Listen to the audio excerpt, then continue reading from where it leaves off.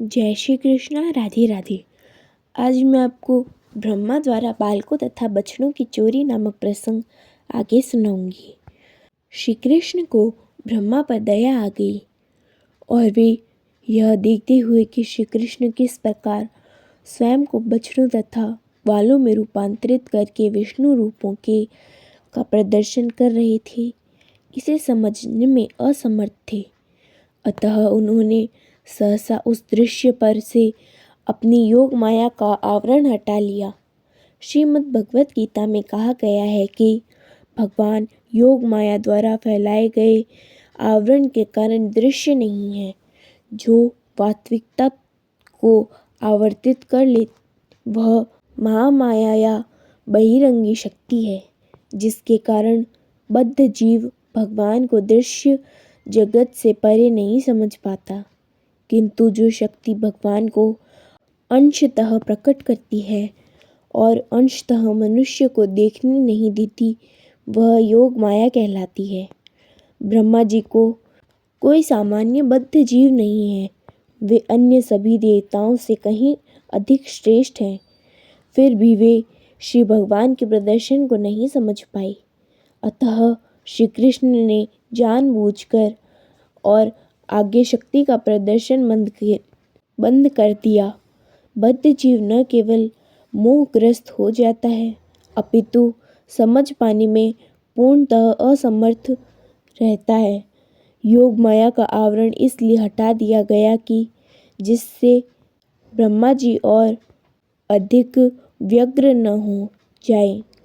जब ब्रह्मा जी की व्यग्रता दूर हो गई तो ऐसा लगा मानो वे मृतक अवस्था में जगे हों। वे अपने नेत्र कठिनाइयों से खोल पा रहे थे। तब उन्होंने ब्रह्म दृष्टि जगत को सामान्य चक्षुओं से देखा। उन्हें अपने चारों ओर वृंदावन का अत्यंत मनोहर दृश्य दिखा, जिसमें वृक्ष ही वृक्ष थे और जो समस्त जीवों का जीवन स्रोत है। उन्हें वृंदावन की दिव्य भूमि का अनुमान लग सका, जहाँ के सारे वासी दिव्य हैं। वृंदावन के जंगल में शेर तथा अन्य हिंस्त्र पशु हिरणों तथा मनुष्यों के साथ शांतिपूर्वक निवास करते हैं।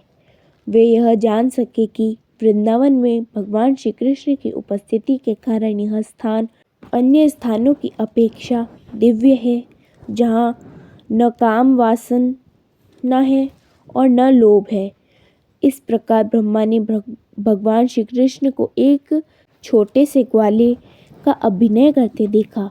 वे अपने बाएं हाथ में का एक रोटी का टुकड़ा लिए अपने मित्रों बछड़ों को ढूंढ रहे हैं, जिस प्रकार वे एक वर्ष पूर्व इन सबके अंतर्धान होने के पूर्व ढूंढ रहे थे। ब्रह्मा तुरंत अपने वाहन हंस से उतर आए और भगवान के समक्ष इस प्रकार गिर पड़े मानो कोई सोने का दंड हो। वैष्णवों में सम्मान प्रदान करने के लिए दंडवत शब्द का व्यवहार किया जाता है। इस शब्द का अर्थ है दंड अर्थात डंडा के समान गिरना। मनुष्य को चाहिए कि श्रेष्ठ वैष्णव को सम्मान प्रदर्शित करने के लिए वह दंड के समान पृथ्वी पर सीधा गिरे। अतः ब्रह्मा जी भगवान के समक्ष सुनहरे दंड के समान पड़े प्रतीत हुए। चूंकि ब्रह्मा जी का वर्ण सुनहरी है, वे भगवान श्री कृष्ण के समक्ष एक सुनहरे दंड के समान पड़े हुए प्रतीत हुए। ब्रह्मा जी के चारों शिरों के मुकुट श्री कृष्ण के चरण कमलों को छू रहे थे। ब्रह्मा अत्यधिक प्रसन्नता के कारण अश्रुपात करने लगे और उन्होंने अपने अश्रुओं से श्री कृष्ण के चरण कमलों को धो डाला। ज्यों ज्यों उन्हें भगवान के अद्भुत कार्यकलापों का स्मरण होता रहा, त्यों त्यों वे बारंबार उठते और गिरते रहे। अनेक बार प्रणाम करने के बाद ब्रह्मा जी उठे और अपने हाथों से उन्होंने अपनी आँखें पोंछी। भगवान को अपने समक्ष देखकर वे कंपित होकर अत्यंत सम्मान, विनय तथा ध्यानपूर्वक प्रार्थना करने लगी। इस प्रकार लीला पुरुषोत्तम भगवान श्री कृष्ण के अंतर्गत ब्रह्मा द्वारा बालकों तथा बछड़ों की चोरी नामक 13वें अध्याय के भक्ति वेदांत तात्पर्य पूर्ण हुए। अगले भाग में मैं आपको ब्रह्मा द्वारा भगवान श्री कृष्ण की स्तुति नामक प्रसंग सुनाऊंगी। जय श्री कृष्ण। राधे राधे।